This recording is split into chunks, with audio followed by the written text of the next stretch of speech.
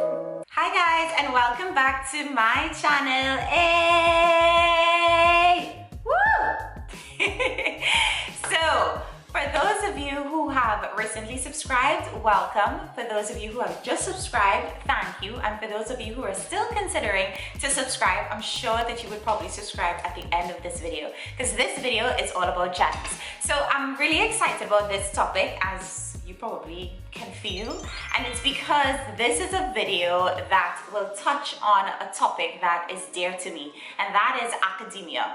For those of you who don't know, I've spent a large portion of my life in academia, from high school to A-levels to going on to university to do my law degree, then moving on to do my master's at the University of Edinburgh Business School. I'm now doing my PhD, and I'm literally some weeks away from submitting my PhD.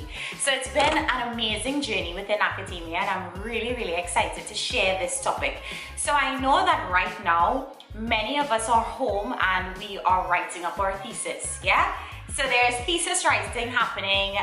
You are not able to go into the libraries because of COVID-19 restrictions and social distancing.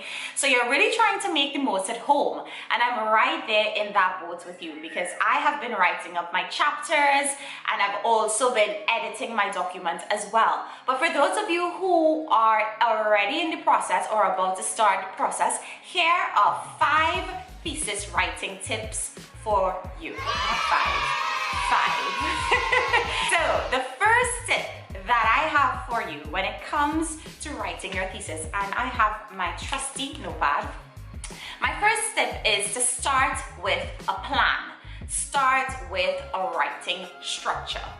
It is so important for you to do this, and here is the reason why. You are writing something between 10,000 words to even 100,000 words for those of you who are writing a PhD. If you don't have a structure for how this storyline is going to go, you're going to realize that you're losing yourself in the writing process.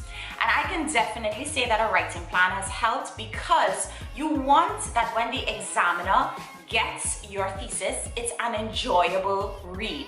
Nobody wants to read a document, a 10,000 word document that is boring, that doesn't have structure to it, that doesn't have an exciting storyline, and that just doesn't make sense. And there are areas where there's replication or repetition, right? So I would suggest really thinking about, what is the storyline of your thesis? Now, for those of you who are thinking, Shelly, how do I even get my storyline? My first suggestion would be to look at your findings. What is it saying about the phenomena? What is it saying about your research questions? And what is it saying about the theoretical contribution? Really, what is the contribution? What makes your thesis so interesting that we need to read? So get the storyline, and once you get the storyline, curate a really nice writing plan. So the second writing tip that I have for you when it comes to writing your thesis is get inspiration from other journal articles. Yes, people. Let's think about this. We are in academia because the real goal here is to one day try to publish. Or if you don't have an appetite for publishing, you want to ensure that your thesis has a level of academic contribution to it, and also a level of academic rigor. Because yes, your ideas might be interesting and applicable and practical, but the contribution of the thesis is a really academic contribution. So you want to look at other journal articles that might be touching on the same topic as you, and see how they write, see how they present their ideas, see how they present their findings, see how they subsection their ideas and their subtitles. I think that is really influential for us to take this step. We need to have a benchmark of what looks good and what is good work, and the fact that they've probably published in a 4-star journal is a good indication that, well, a really good indication that this is a paper that you probably need to pay attention to. I'm not saying that 2-star journals aren't great, but I'm just saying that you want to first start with something that's really top quality with an academic contribution, and then maybe get 2 or 3 other papers from a 3-star and a 2-star that you can start to do a bit of comparisons and commonalities, similarities around. Yeah? Now, once you are able to see how people write these papers, you can then tweak the writing plan that you would have just created in tip 1. My third writing tip, guys, please work in increments. I cannot explain to you how disorganized and unproductive it is for you to start to write and you're writing in all different sections of your thesis. Guys, that is counterproductive, and here is why it's counterproductive. It comes back to a storyline, yeah?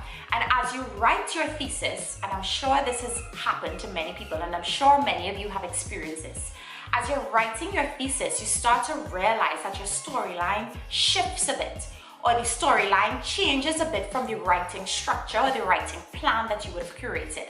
And that is absolutely normal. What is not normal is you changing the entire storyline of it, and always changing the entire storyline of it. And if you realize that you're constantly changing the storyline of it, it's because you're in too many different sections of your writing, especially for those who are doing a PhD, because that's what I'm doing. You will realize that your chapters are going to go through supervision feedback. So when you submit a draft chapter to your supervisors, 9 times out of 10, they're going to come back to you with changes to be made. And if they're continuously making changes or suggestions to your chapter, it's not really ideal for you to be curating other chapters without the feedback, because then you realize that you're doing double work, right? Whereas you could have integrated that feedback and then continued writing on the 2nd and the 3rd and the 4th chapter, all right? So get your chapters really strong so that you can move on to the next chapter and the next chapter, and that is really ideal. I see too many students all over the place in their thesis and not one chapter is strong. And that is a problem because it makes the reading for the external examiner a chore. And I know, as I said, you know, you want your thesis to be an enjoyable read. We have to understand the human element of thesis writing and thesis examination. There is somebody that is going to pick up your 10,000 word document to read it. And guess what? Your thesis is probably not the only thesis that they're reading. They're probably reading 5 more. So that's a lot of reading for them. So make sure that yours is the enjoyable one. Yeah? The 4th tip that I have for you is free writing. And this has helped me time and time again, especially with my PhD. And here is what free writing is. It's really you just writing the thoughts that come to you on the topic and freely putting it onto paper. Now, we have a tendency as students, researchers, and academics to want to perfectly write when we first attempt to write.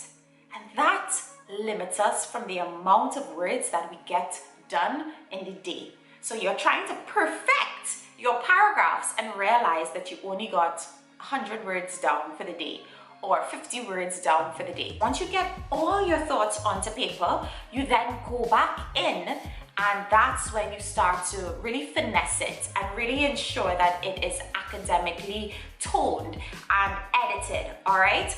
So it's not about trying to get perfection on the first draw. It's really about getting perfection after you have imperfectly written your thoughts onto paper. I find that that really helps me, especially with the amount of words that I want to write per day. Now for me, I tend to have a bit of a structure around what my days look like for writing, and I try to at least write 500 words a day. Some days I'm successful and some days I'm not, but I do find that when I free write, a lot of my ideas can come out more easily. And then when I start to edit it, I know what areas of my writing might need citations or references. I know what aspects of my writing might need a bit more argument to it. And the final tip, number 5, the final tip that I have for you with writing your thesis, it is the holy grail of productivity. It is a tool that I consistently use with my students because I do online facilitation at King's College London, where I facilitate online writing retreats with staff and students. This is a holy grail for me in particular because I've used this throughout the life of my PhD, and that is the Pomodoro Technique. Now, some of y'all may be like, what? The Pomodoro Technique. And the Pomodoro Technique is a time management tool that was created by Francesco Cirillo in 1985. And this is where we work in short, concentrated time boxes of 25-minute blocks. What does that mean? It means that you are playing cognitively on the fact that you have limited time, 25 minutes, to get something done. I'm sure many of us have felt that, yeah, I have 2 weeks, I have a month, I have 3 years to write my thesis, and you realize that time passes by, and when you have 1 month left or a couple of weeks left, you're like, where did my time go? And in that short amount of time that you have left, you become super productive. You work overtime, you work late nights, you sit at your desk for hours because you're trying to get stuff done. And it's because you know cognitively that you don't have much time left. And that's what the Pomodoro Technique plays on. Now, what I'd also say about the Pomodoro Technique is that it's great because it allows for breaks. Researchers, academic students, you have a bad habit of sitting at your desk for far too long without a break. So 1 hour, 2 hours, 3 hours, you're still at your desk. No, this is how you get sciatic pain. This is how you get burnout. This is how you have ergonomic issues. This is how you become very, very frustrated and anxiety is increased because you're feeling the pressure of not having enough time. What I like about the Pomodoro Technique is that 5-minute break that it allows. So it allows you to get up, have a stretch. You can go and make a coffee, make a tea, have some water, take a bathroom break, do a dance, do some yoga. Whatever it is you want to do in that 5-minute break, you do it. Most of my productive sessions with writing has been because of the Pomodoro Technique. And it's something that I advocate at King's as well as with my own clients. So, ladies and gentlemen, use it. So guys, that was my 5 thesis writing tips. I do hope that it was useful to you. I really want to send so much of support, so much love, and so much of encouragement to all of my students that are going through thesis writing right now in these unprecedented and also isolating times. I am right there with you. I absolutely understand, but I do hope that this video has just encouraged you in some way and let you know that you are not alone.